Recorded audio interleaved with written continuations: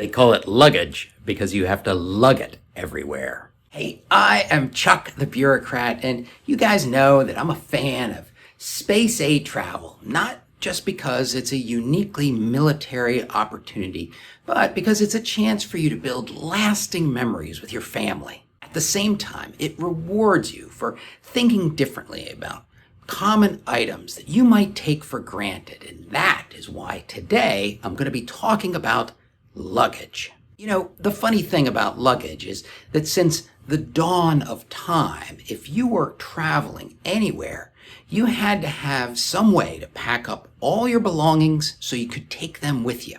But modern luggage kind of makes some assumptions about the conditions you're going to be traveling under. And some of those assumptions just don't hold when you're traveling space available. The first and biggest issue are those little tiny wheels on the rollerboards. The whole idea behind these rollerboards is that you're going to be walking along smooth, level sidewalks.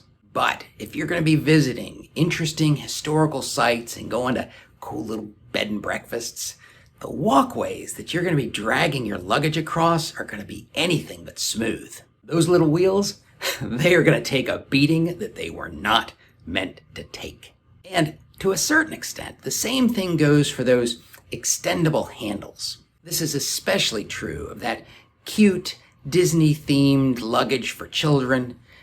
It just wasn't meant for the streets of Rome. And while we're talking about cobblestone streets and marble staircases, it's important to recognize that there are going to be some situations where you just have to carry your luggage.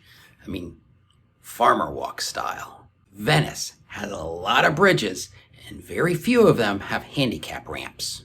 Now, this is probably the point where you expect that I'm going to say something like pack light, but that may not even be feasible. Instead, I'm going to suggest that you want to strike a balance between the number of pieces of luggage that you're going to be taking and their individual weight. Sometimes that means repacking everything so that you leave the dirty laundry in the car and only carry a reasonable amount of stuff into your hotel. Sometimes it means planning to make extra trips back to the car once you've finally checked into that hotel a mile into the city. Aside from walkways that might not really support rollerboards, another mistake Americans make is assuming that the car they rent is going to have enough trunk space for all the stuff they brought. This is especially true if you have one of those pieces of luggage with a rigid frame or a hard case.